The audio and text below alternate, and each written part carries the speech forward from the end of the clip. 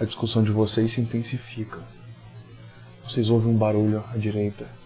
Vocês olham, a porta se abre lentamente, fazendo aquele ruído. Uma porta mal cuidada. Quando ela se escancara, vocês olham para dentro. Algo inimaginável. E aí, roladores de dados, beleza?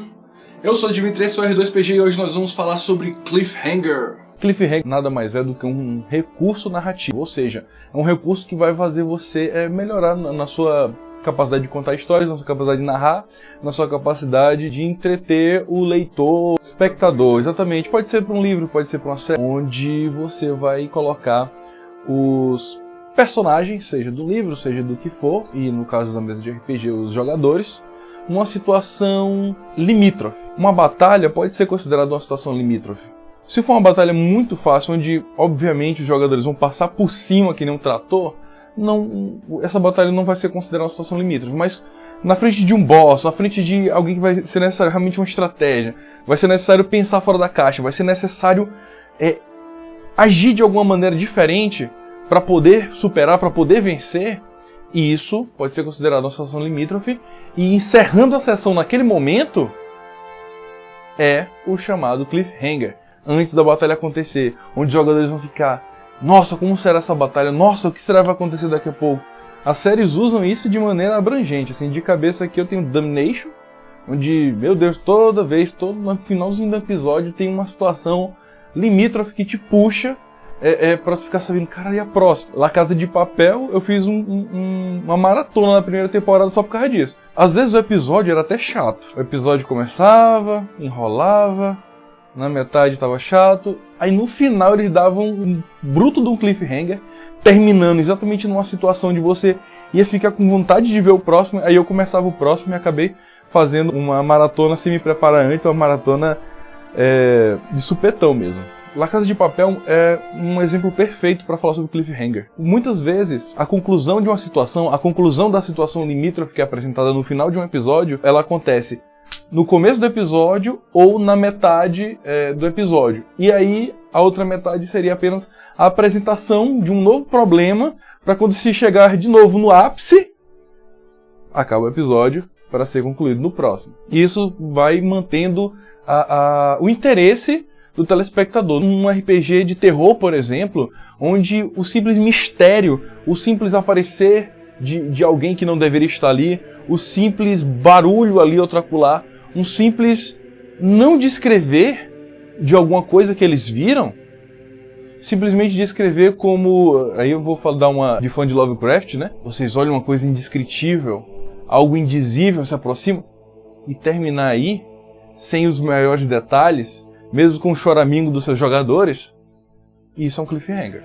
Senhores, um exemplo aqui para vocês entenderem o que eu quero dizer sobre cliffhanger é a última sessão, como terminou a última sessão do meu game de Chamado de Cthulhu, onde eu estava narrando para uma mesa de 7 pessoas, como sempre, e aí no caso eram apenas 6, uma faltou, já é um problema da mesa grande, né? Quer saber como é que é a questão do problema da mesa grande?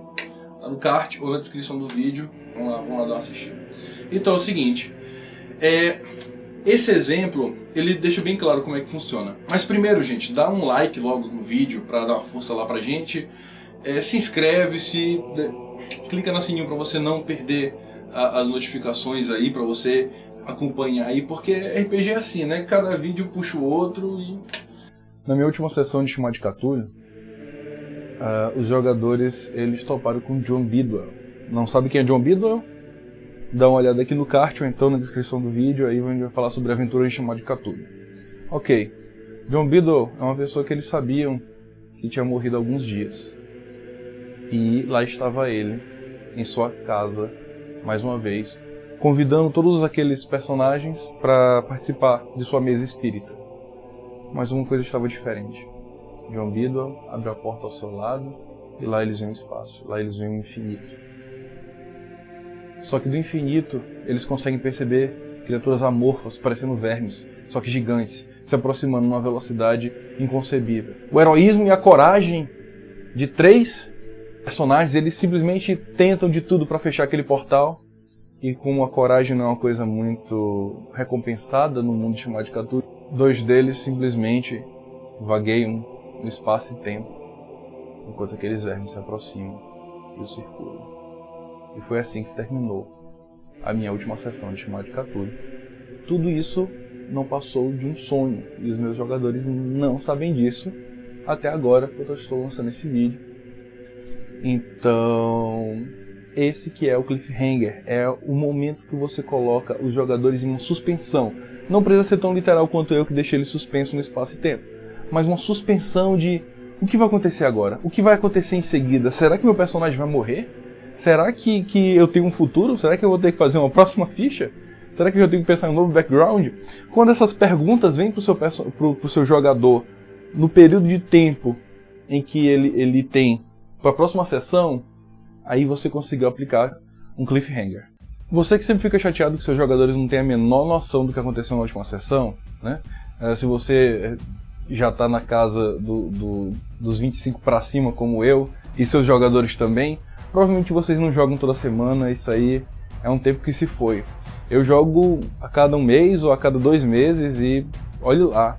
Então muitas das vezes o que aconteceu na sessão passada, meus jogadores simplesmente esqueceram. Mas quando eu termino minha sessão num bom cliffhanger como esse, eles comentam comigo a cada 5 dias sobre a sessão e ficam requestionando isso por quê? Isso aqui é o efeito Zeigarnik, ou seja, é a situação onde o seu cérebro, o cérebro humano, ele é programado para ficar tentando resolver as situações. E quando você coloca ele numa situação que ficou inacabada, ele fica ali perturbado pelaquela situação. Se você coloca uma situação concluída, ele simplesmente vai esquecer. Esse é o padrão do cérebro humano. O cliffhanger, ele se aproveita justamente desse, não diria um bug, mas diria uma característica, uma capacidade do nosso cérebro.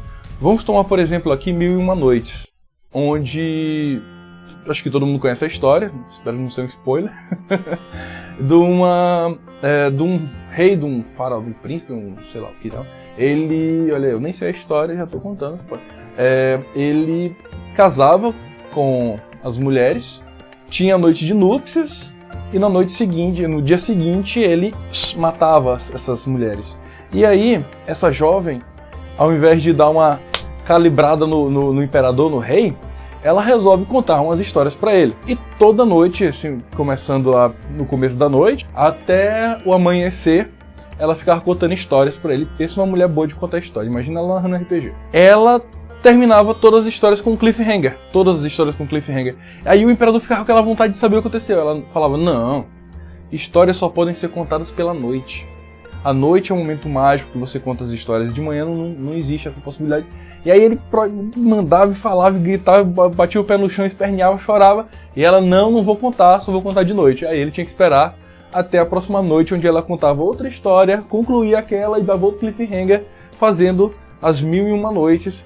E aí, na 1001ª noite, quando ela terminou todas as histórias, não tinha mais criatividade, já tinha que contar todas as histórias que aconteceram no mundo, no Oriente, no Ocidente, que foi os caralho. Ele não teve coragem de matar ela, passou 1001 dias com ela e se apegou e não teve a coragem de prosseguir com seu ritual de morte, né? Pra ficar viúvo de novo e poder casar de novo. Ok, essa é uma história, não sei se é tão feliz, afinal ela ficou casada com um maluco que é psicopata, mas melhor do que morrer, né? O termo cliffhanger, provavelmente essa técnica já foi utilizada por muitas vezes, mas no meu estudo aqui, no que eu analisei, no que eu pesquisei, eu vi que o cliffhanger, ele surgiu, o termo assim, né? Ele surgiu em 1872. Thomas Hardy, não o cara que fez Mad Max, né? Um escritor, ele colocou um dos seus personagens chamado Henry Knight para ficar literalmente preso num precipício. O nome da história era Pure Blue Eyes, tipo, Pérolas dos Olhos Azuis. Foi o primeiro cliffhanger da história inteira. Não foi o primeiro cliffhanger, mas foi de onde surgiu esse termo. Por quê? Porque era publicado em jornais. Aí ele publicava um pedaço da história, aí só no próximo jornal. Aí para manter o público alinhado, ele utilizava dessa técnica do cliffhanger. Sempre utilizou-se, e aí essa foi um marco, vamos dizer assim. No cinema, a gente vê com muita força, num clássico, a gente pode dizer que é uma série, são pequenos curtas que que seguiam a história de uma mulher chamada Pauline, né? Não é Perils of Pauline, os perigos de Pauline, né? Onde ela é uma eterna donzela em apuros que fica se metendo em um monte de confusão. Ela parece, eu acho que foi daí que surgiu o plot de Cavaleiro do Zodíaco, não sei. Mas é basicamente isso. Ela vivia se metendo em confusão e terminava ela sempre capturada por um monstro, vai ser cortada por uma motosserra, amarrada num trilho de um trem, entendeu? Ela nunca pegou um vilão que desse um tiro na cabeça dela, graças a Deus. Aí ela sempre ficava numa situação e sempre via alguém e salvava a Pauline. Se fosse eu, não fazia amizade com ela ou pedia para que ela se aposentasse. A coisa mais importante que vocês têm que entender sobre o cliffhanger, senhores, é